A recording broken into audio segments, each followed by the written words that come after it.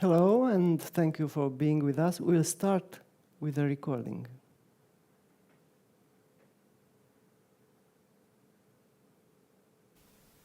Alle Tage. Der Krieg wird nicht mehr erklärt, sondern fortgesetzt.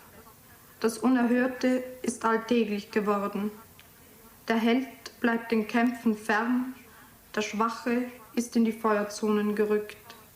Die Uniform des Tages ist die Geduld, die Auszeichnung, der armselige Stern der Hoffnung über dem Herzen. Er wird verliehen, wenn nichts mehr geschieht, wenn das Trommelfeuer verstummt, wenn der Feind unsichtbar geworden ist und der Schatten ewiger Rüstung den Himmel bedeckt. Er wird verliehen für die Flucht von den Fahnen, für die Tapferkeit vor dem Freund, für den Verrat unwürdiger Geheimnisse und die Nichtachtung jeglichen Befehls. This was the voice of Ingeborg Bachmann for the poem Every Day. I can read the translation of it I found from German by Monika Zobel. Every day. War is no longer declared. It is continued. The unheard of has become every day. The hero is absent from the battle. The feeble one has moved into the firing range. The uniform of day is patience. The order of merit is the sorry star of hope over the heart. I'll continue later with the translation because we are here at the International Literature Festival Odessa in Bucharest for a meeting with Ilaria Gaspari about the art of podcast. Ilaria is with us from Firenze, and I have to say that our meeting is connected with the fact that she developed an entire podcast on the presence of Ingeborg Bachmann in the late days of her life in Rome. And also, her activity branched from philosophy to literature. The Ingeborg Bachmann podcast is the second one that we know of, the first one being about PROUST. And documenting this meeting, I realized that during her podcast on PROUST, she is speaking about Ingeborg Bachmann and a conference she had on radio. Hello, Ilaria. Thank you for being with us. Hello, I'm very happy to be with you. Thank you so much for inviting me. I have a first question that is connected with the fact that was it first Berlin for you, philosophy, or Ingeborg Bachmann?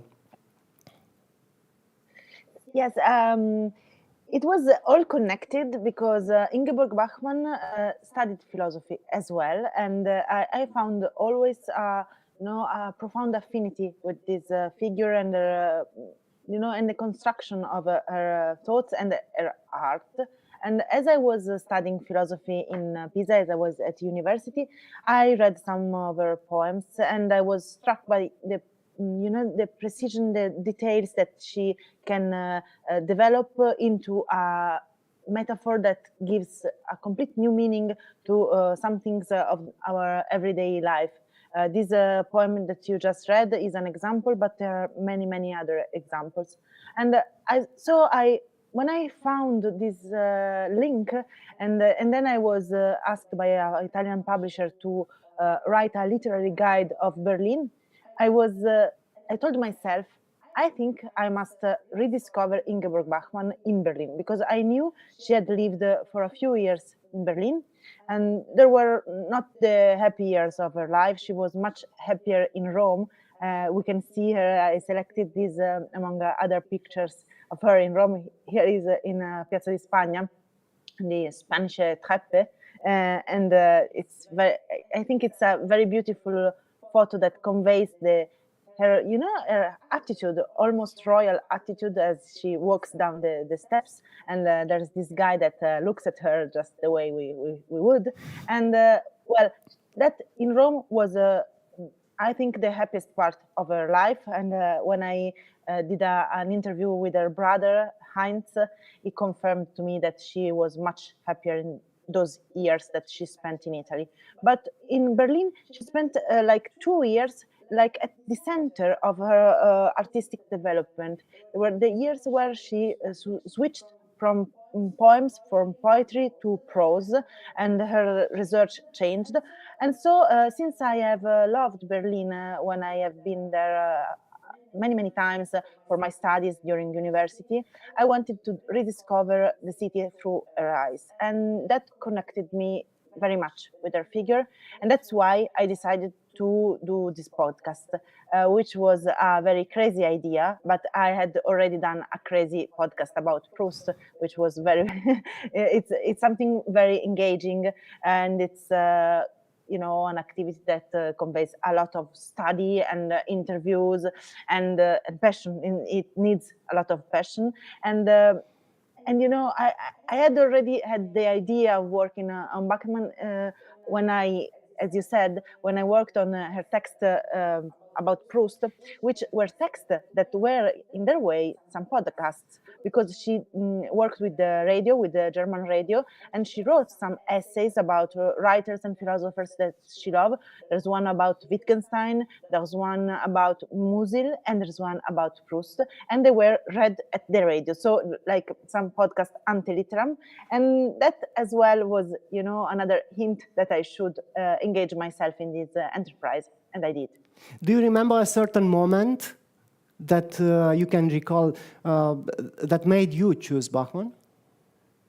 Yes. Well, the very moment was when I was asked by this publisher to read, to write this literary guide about a city, and since I have lived many years in Paris, I was thinking I could do Paris, and he told me that Paris has already been assigned to another writer. And so I was like, okay, what city do you have for me? And he told me Berlin. And then that was the moment where my head did this click, this link, and I remembered myself as a young university student reading something Bachmann had written about Berlin, which was this Ein Ort für Zufälle. It's the speech that she gave, that she delivered when she won this prestigious Büchner Prize in Germany, and that was a text that was amazing, because it was some sort of a wasteland by Eliot, but transferred into in prose, and into a city which was really just going through the consequences of a surgery. She imagines the wall of Berlin as a surgery that has been performed on a patient, the city, and it's an image that is so compelling, so powerful, that I thought that it could be my guide through Berlin. And then that was the moment where I took this decision, and it was some kind of a crazy decision as well, because there was not so much material about her years in Berlin, and so I had to do my own research, but that was so good. Mm-hmm. But then something kept you moving. What kept you on the steps of an Austrian writer throughout Europe? You have yourself your own your own way through Europe, as you said, from Milano to Rome to Paris, then to Berlin. In what way you felt this connection? Yes, I felt this connection. I must allow me to say, in some way, very, very personal, and on a very emotional way, because I've always felt in myself, an urge to move. I'm always moving. I've changed many cities. I like to explore, and I have some kind of an uneasiness in me, but that I think is shared by many people. And it's like the idea of, and I think it's very important to state it just today in this in the picture of this in the frame of this festival, not to feel like so much tied to one country, but to feel oneself a citizen of the world, and that's a very there's a very noble philosophical tradition of cosmopolitanism, which is a way of seeing oneself as a member of humanity before of humankind before everything else. And I think she had that developed in a much more intelligent way than it is in me. But I recognized, she grew up in Austria, but when she was a child, she was 13. Austria became a Nazist country, and her father was inscribed to the party, and she felt the shame of this all of her life.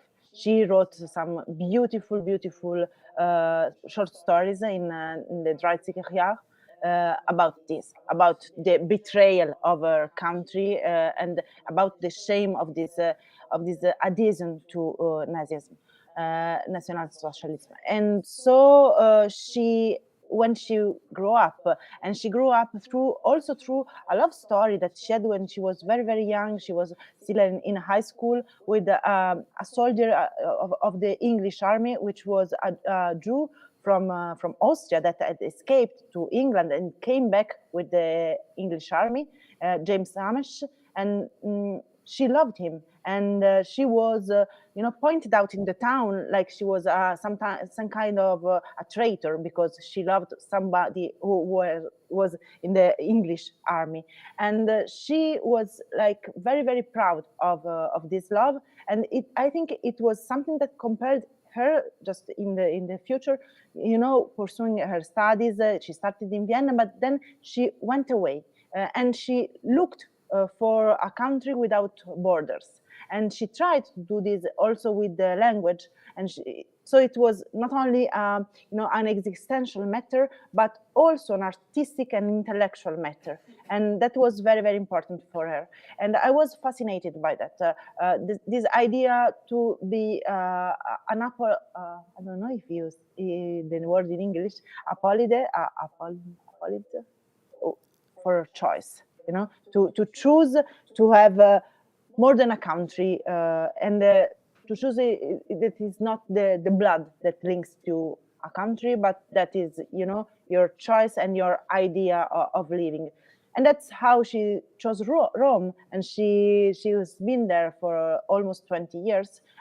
But she moved through all Europe. She went to the United States as well. She traveled a lot, and she was always searching for something, and always searching, to escape that narrowness that she had breath in her Austria when she was very young.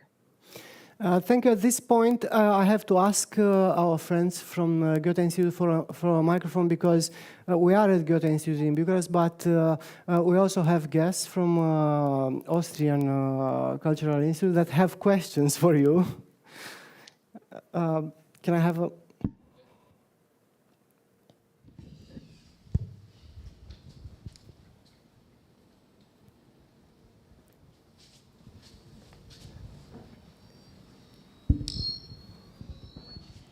Buongiorno. I heard that you have worked on this subject with our colleagues in Rome. Could you tell us a little bit how this came about and how the work was going? I worked there a few years back. I have fond memories of that place, for sure. Thank you for this question. Yes, I worked with the Goethe-Institut in Rome and with the Forum, the Austrian Forum of Culture in Rome, and it was an amazing collaboration, because we all knew that the 2023 was going to be the 50th anniversary of the death of Ingeborg Bachmann. So from the Goethe-Institut in Rome, they had read my book about Ingeborg Bachmann in Berlin, because of course it was about Berlin. And then they asked me if I was having in mind something, and I already was trying to work out about this podcast.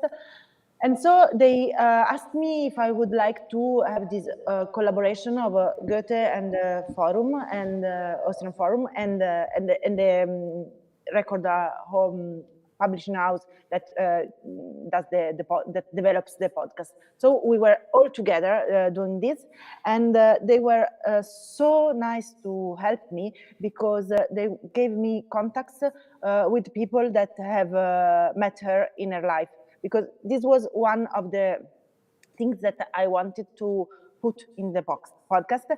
And also around the podcast, we organized together some activities that were very, very nice, and you know, that had a response from the public, from the audience, that we wouldn't expect. For instance, we organized some walks through the places in Rome where she had lived, because she was not only moving through cities all through Europe, but also from one flat or an apartment to another. So we followed her steps, and also the reportage that she had written while staying in Rome in the 50s. She wrote some reportages about how the city was changing, how the city was, and they are beautiful. There's so much poetry in this journalistic attitude that she displays in these texts. So we just asked to follow her steps, and so many people were at these walks that we had to do more and more walks, and we are going to do more again, because they had such a unexpected success, and that was all organized together with the Forum and the Goethe. And then what I was saying is that I wanted, especially since she was dead 50 years ago, so the people that had known her while she was alive are now very, not or very, or at least enough old to be very precious, I think, to collect their testimony, their remembrance of her, just because it's too late, before it's too late, because one day these people maybe won't be able to remember her. So I wanted to record all this, and the Forum had this important role in putting me in contact, for instance, with her brother, Heinz, which was so kind and so sweet to answer to my interview. And he had written just in last autumn, he had published for a paper in Germany a book about his sister, and he was so sweet to talk to me about her.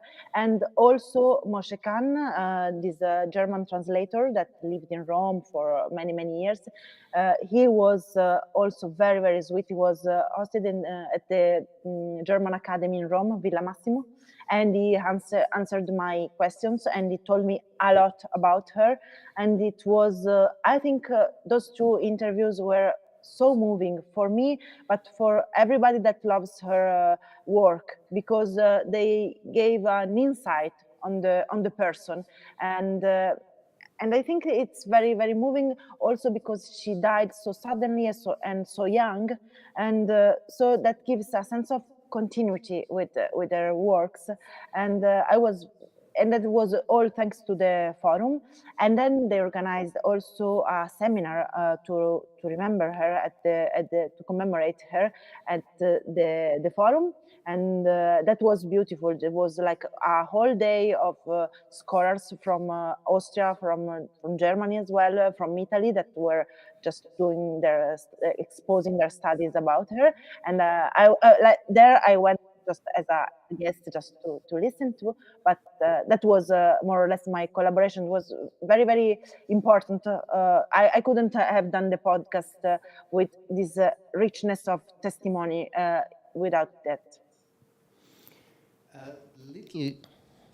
another little question. When I came in here, I just heard you talking about something Pasolini.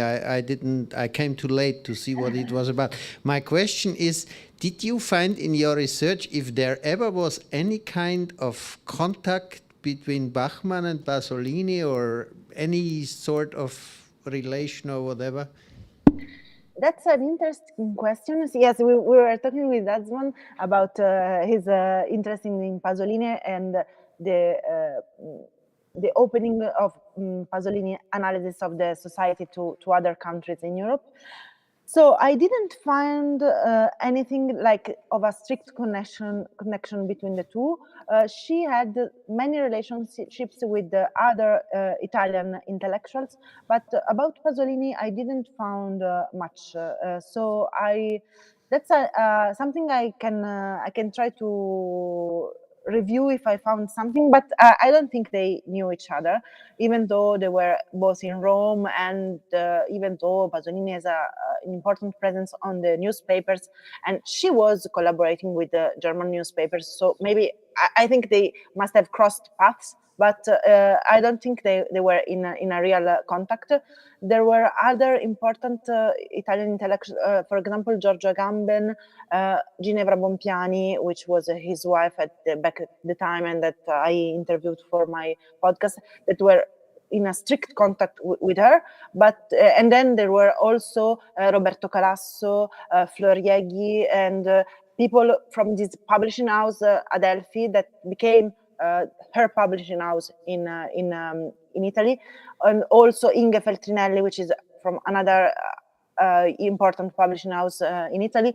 They were all connected, but with Pasolini, I didn't find any link. But maybe I should just look for it with more thoroughly.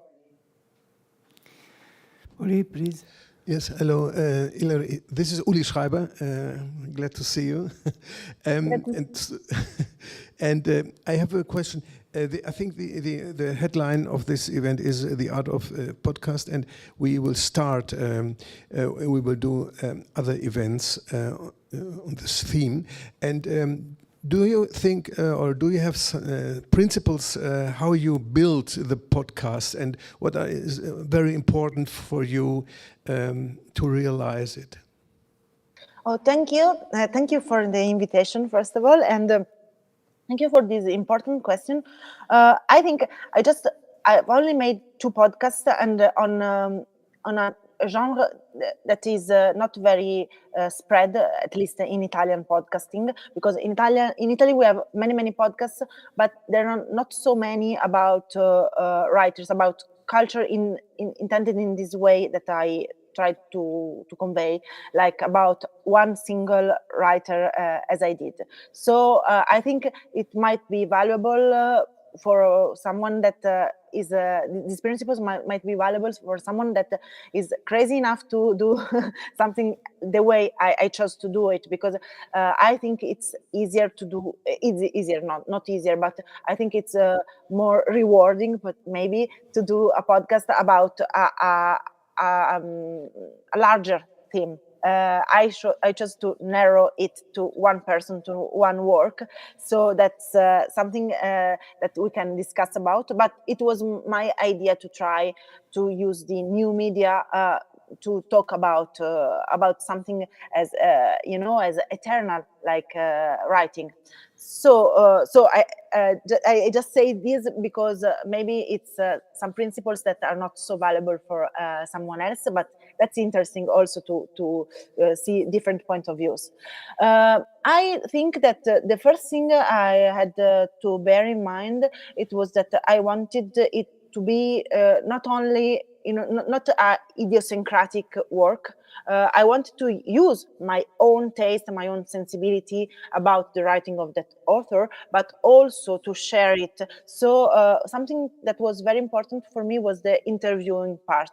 Choose people with which talk about the writer in question.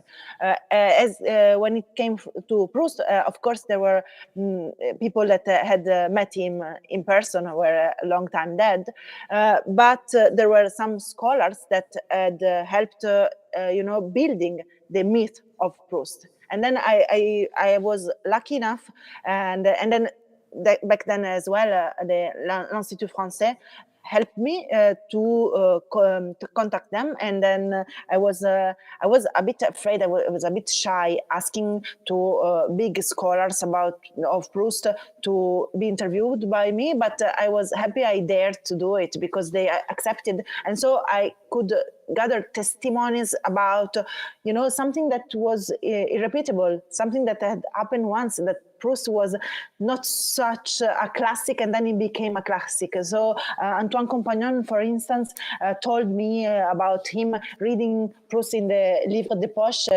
when he was a student, and then becoming the great editor of the comments of his work. So like finding something that is unique and some people that can share with you all this experience, I think that is very, very important. As I told you about Bachmann, I wanted to speak to people that had met her in person. So because that was something that cannot be told in 10 years maybe, or in 20 years, nobody would gather this knowledge and this experience. So that was the first thing, the sharing, not making it an issue of yourself with the writer, not being selfish in the podcasting. I think that was my first point that I would be faithful to.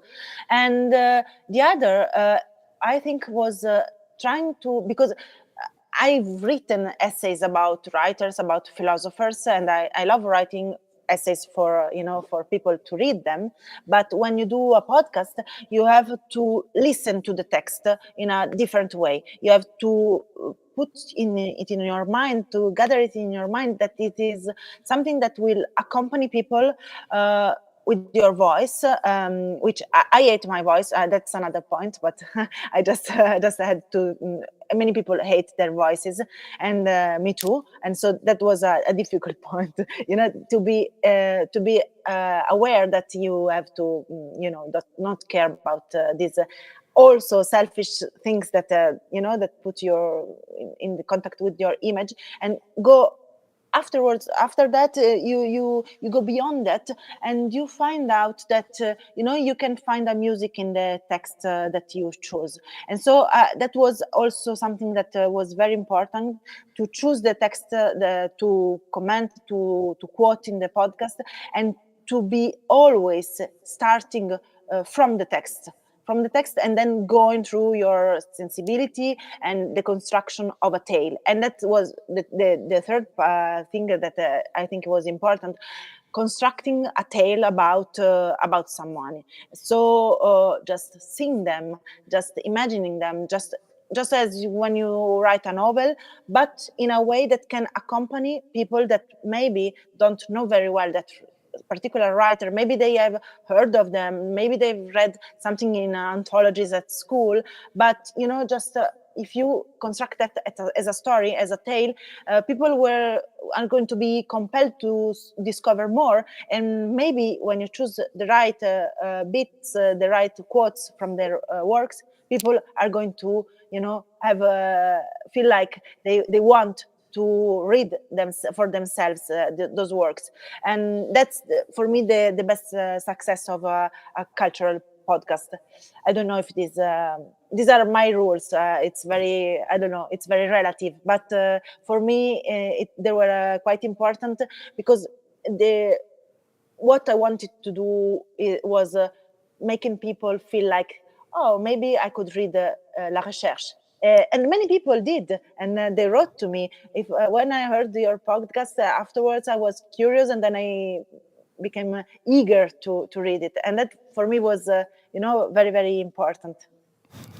Thank you, Uli, for your question. I think we have at this point, we have to say that we saw in the background some of the pictures that you've gathered during your research, and in the opening of our meeting. And I never could have thought that you hate your own voice. I was listening with my girlfriend this morning, your podcast on Proust, and she was saying that is a very good voice for telling a story and hearing it. But now I understand that is an entire experience that you are having with each of your podcasts, because I remember that with the podcast on Proust, you have these pieces of readings and also moments when people are speaking about the procedure. But then in the podcast on Ingeborg Bachmann, we can also hear your reaction to the stories that they tell. So yes, is this some sort of process that you've had from one podcast to another in involving this kind of natural reaction to the documentation you've had? We are also again seeing pictures from your documentation in the background. Yes, I would like to show you these pictures. I had taken them out because I wanted to hear the questions and not be distracted. But then, if you want, I can also a little bit explain them if you want. But answering your questions, that's true. I think that was, somebody builds his own or her own confidence while doing something. When I started doing my podcast on Proust, I was very scared that I could not be, at the height of the matter, of the subject that I chose. I was very, very scared. I'm very insecure, and so I'm somebody that always says, okay, maybe I cannot really do it, but I try to dive into what I chose to do, and so I was a bit scared of putting myself too much in the midst of the discussion. As when I did the podcast on Bachmann, I was a little bit more secure of myself, and so I dared to interfere with the interviews, and so I think it's a psychological matter in one way, but it was also a slight change of method due to the change of subject, because when I did my research on Proust, about Proust, there's a huge literature. There's so much that has been written, and things are just there. There's books about every aspect of Proust. There's books about Proust's mustache, and books about Proust's coat, and there's book about how we use the commas and the points and the punctuation, everything. And about Bachmann, also there is a huge literature about Bachmann, but it's in some way it's as if the traces, the tracks of life are still there to be investigated. So I conceived a little bit my, my research about her as a detective story. For me, it was a little bit, tracing back people that had known her, that were still alive, tracing her, trying to, because sometimes you found something in the books about where she lived, but the address is not correct, and then you have to go and see. And then I was with the pictures trying to recognize, the building in Rome, and then I trying to get in the building, which is maybe not so legal, but trying to ask somebody, ringing the bell and asking them, can I please get in the building to see where Ingeborg Bachmann lived, and nobody knew where she lived. And then I was trying with the pictures to to recognize the right window, and all of this was something that I took on myself as a mission to to restore some details. And so I think that made me feel a little bit more entitled to talk about her with the people I spoke to.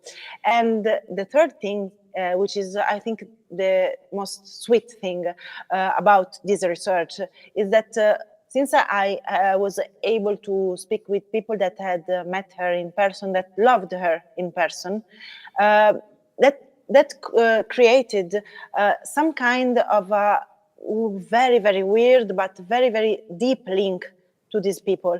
And I was like, I was like, okay, we are here you are remembering your friend, and I'm a complete stranger that is devoted to the work of your friend, and that created, some kind of a connection, a relationship, which was very, very moving. Especially when I interviewed her brother, I was really I was able to control myself, but it was very, very hard because I was like on the edge of tears because he was speaking about his sister, and he was telling me that for him she was always a girl, no, and then that was so something like so great about the life of an artist. I think the life of an artist to be remembered by 50 years after the death, from some people by his words, by his work, as I did, and from some people with his life, her life, and that was very particular. And so I was, in some way, it was more natural to get into the conversation. I don't know if I answered correctly. Yes, but this is the point when, because you spoke so much about the emotion, we can find out in which way the pictures that you've selected influenced you, because they are all very powerful, almost as a meeting with a person that knew her and loved her. Yes, thank you. That's so true, and I feel a very strong connection with the pictures of her. She was so much. They took so many pictures of her. She was very charming, and she was aware of that, as her friends told me, and. She liked to pose for picture, and they are also very, very intense. Now I will explain something about these pictures. And then the other thing that was very, very moving is that, and I didn't mention it before, thanks to the forum, I also was able to watch this documentary that was shot in the beginning of the summer of '73, so her last summer, and by Gerda Haller, which was a young documentarist, journalist from Austria that was very young at the day, and I asked her to film her to do an interview through the streets of Rome. And this movie was in the archive of the Austrian television, and they gave it to me, and we used some little bits in the podcast. And but of course in the podcast they're not images, so I had to to try to put the emotion that I was feeling looking at the images in the podcast, and that was very intense. And the documentary, I really hope you will be able in your life, if you are interested in Ingeborg Bachmann, to watch it. I think it was displayed in an exhibition in Vienna that they did about her, and maybe it's going to be reprojected. That would be so nice. And it was a very, very beautiful documentary, and you saw the intensity of this woman, of her way of staying in the world. And one peculiarity she had was that she was very short-sighted, and as you can see in this picture where she is writing, she's very near the page, because she didn't like to wear glasses. In the picture before, she was wearing glasses while delivering a speech, but here, she was in her room. This might be a room in Via de Notaris in Rome. It's close to the Forum Austriaco, close to Villa Borghese, a beautiful place. She lived there for a short time with Max Frisch, one of her great loves that broke her heart when they broke up, and a writer also, a great writer also, but they just couldn't be together. And here you see how close she was standing. And Moshe Khan told me that she was never wearing glasses, and so she was stumbling all around. And when she was reading, she was very, very close. But she had beautiful eyes, and she didn't want to ruin that with glasses. And this picture I love was taken near Campo dei Fiori in 1955 for the big cover story they did for Spiegel. she was the first writer and a woman, and an Austrian woman, and a poet that was on the cover of the Spiegel. So that was very, very important. That made her a star, some kind of a diva of the German language literature. And she was very young. She was 28. She had written poems and won an important prize. And she was photographed in Campo dei Fiori, where she lived at first in Rome.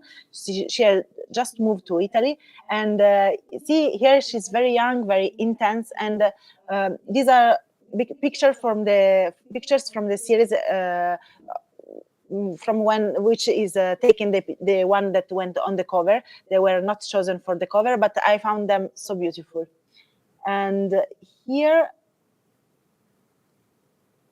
she is near the Tevere, the river in Rome, and that is taken from by her brother Heinz. Heinz was her younger brother. He is younger than of 13 years. So when she was a teenager, he was born, and she always kept a special affection for him.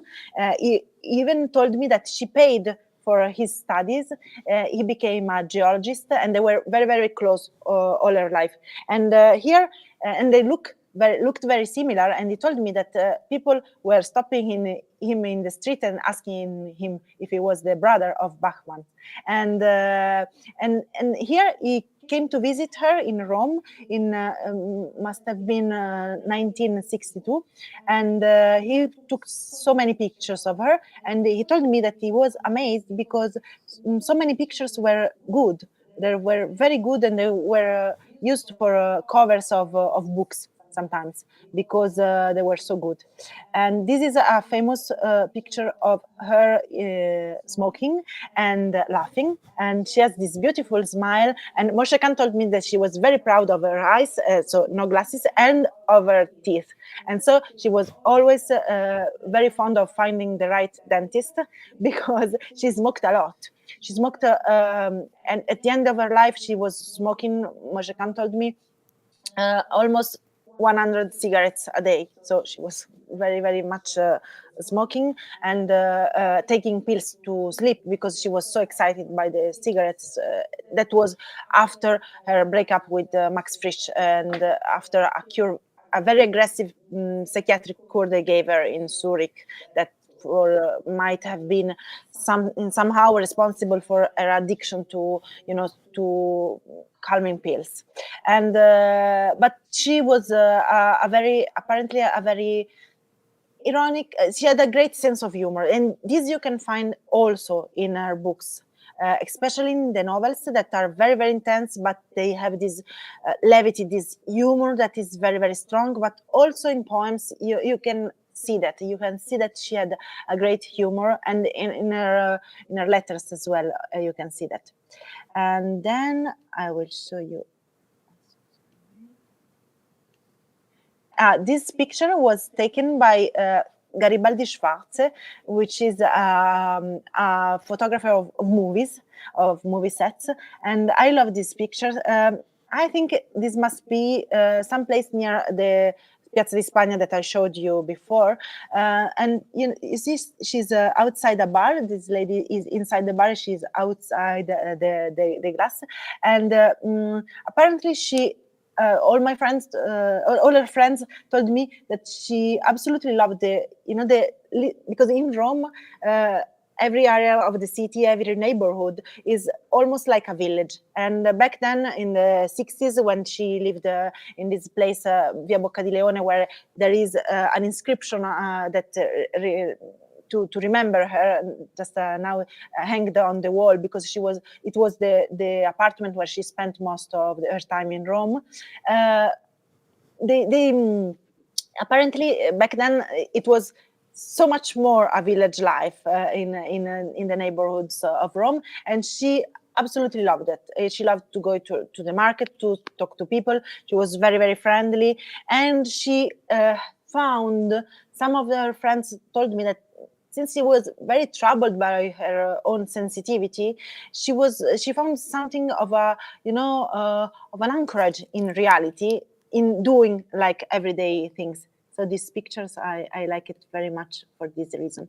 And this last one is it's with someone very, very important for her life, which is, sorry, I always try to enlarge it, which is Hans Werner Henze, the guy with her.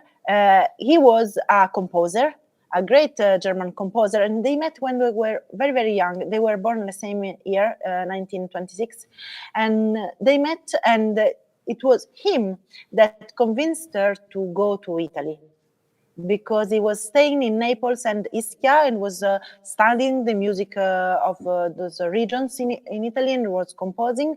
And he told her, you should come, you will love Italy. And she came, and her and major poem collection, Invocazione all'Orsa Maggiore, Invocation to the Great Bear, I don't know the title in English, sorry. She wrote taking inspiration from the south of Italy that she discovered with Henze. And Henze even proposed her to marry him, even though he was homosexual. But he wanted to protect her from her, unpractical side. And eventually they didn't end up marrying, and they had some frictions in their friendship, but they somehow managed to keep close. And there's a Briefwechsel, there's an exchange of letters between them that is absolutely beautiful, is published. And he also appears in this documentary by Gerda Haller I was telling you, and because he was living in Marino, just on the hills, just outside Rome. And he was one of the first that got to know that she was dying when she had the accident that ended her life so early, because the fire of a cigarette lit her bed, and she was completely destroyed. She survived a few days, but in agony, 3 weeks in agony. And it was some kind of a weird accident. So many people thought she had been killed, but finally, apparently, it was only that she was distracted by the pills that didn't connect her with her pain. So Henze was one of the friends that took her legacy when she died. And they did also work together. They've written some operas together, but she was never ending the works, and it was you can see in the exchange of letters that he was a bit impatient sometimes with her, but even though they loved each other very much. Ilaria, this is fascinating, and I think we can speak for hours about your own process of documentation on Ingeborg Bachmann, because we are closing to the end of our discussion, of our time in this discussion. I cannot finish before asking you, what perspective did you get from researching Ingeborg Bachmann, her life traumatized by war, that is relevant for a moment that we have today when wars leave a mark on Europe again? And thank you for this beautiful question. Yes, that's very important, I think, today. I think that she wrote so much about war, and she wrote so much about the way that, there's for her, there's a poem that speaks about that, Rede und Nachrede, means like the chatting and the word. And the chatting is the word that kills, that word that doesn't find, the cooperation between humans. And she conveys a very deep, on the contrary, a very deep meaning to the exactness of language that comes from her philosophical education, but that has something to do. She writes that in many essays about literature and utopia, and the idea of a possible freedom and peace between humans. And she puts that discourse against war. She's horrified by war because her childhood was destroyed by war, and also because her sensitivity rejects it, but not only on a emotional level, but also on an intellectual level. And I find that very brave, that she was able to use her philosophical reflection and her artistic commitment with words against war. No, words against war. There's a famous quotation by her that where she says, if we had the words, if we had the exact language that we need, we wouldn't have war. So she puts it on a plan of misunderstanding that is conveyed, that is compelled by passions that are not really that become aggressive because they are not comprehended. So she believes a lot in the force, enlightening force of words, of thoughts, and of communication.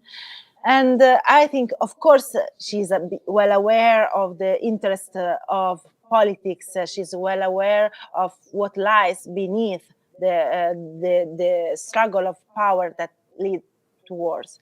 But I think we should today, and for me it's very, it really touches me to see the purity of the reflection of someone who lived a war, because she lived her early years during the Second World War, and so she experienced the horror of the war, and yet she stays faithful to the power of human brain, of enlightenment, of words that can clarify, that can make people understand each other. And I think it is something that, because we could think of it as something a little bit rhetoric, something a little bit fake, but when it comes out of the experience of someone who has actually experienced a time of war, a time of violence, and has written some beautiful pages in her novel Malina. There's some beautiful pages about violence and this strength of violence, which is she identifies in a male violence, but just in a figured sense, as something that is going to, to make anything that resists faint, and yet words and pain resist. And so I think that should be a way that we should respect and see as a, just as a light that sheds some light on this dark time.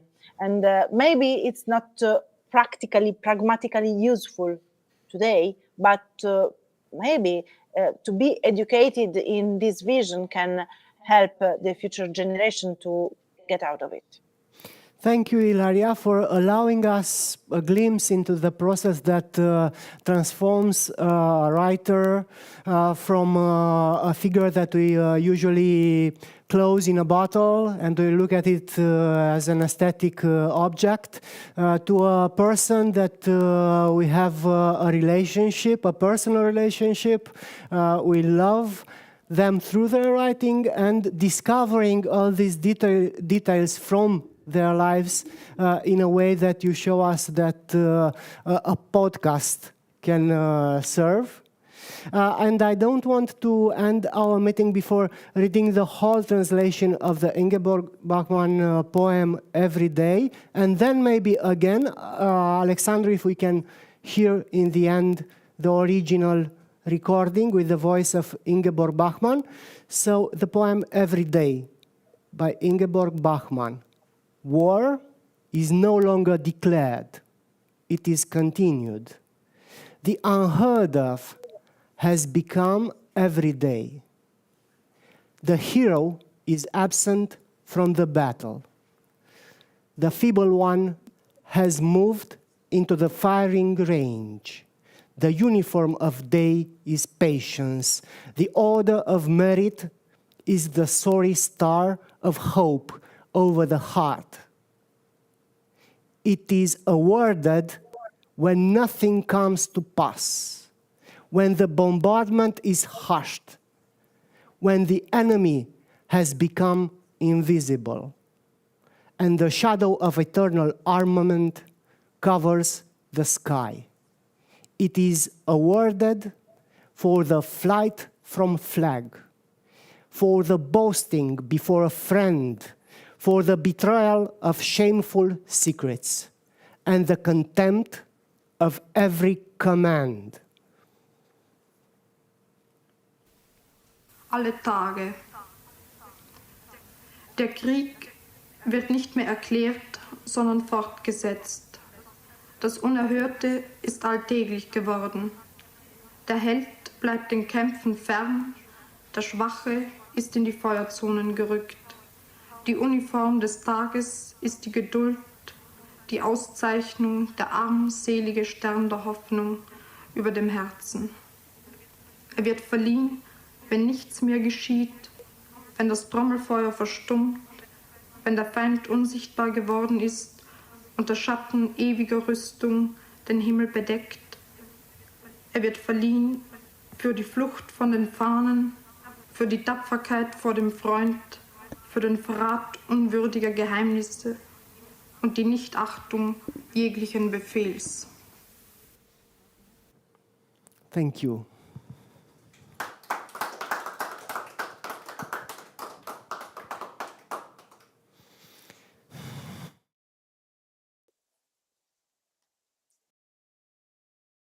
No, thank you, thank you. It was such a pleasure. I'm sorry, I speak a lot, so maybe I just we went out of the time. We out of time.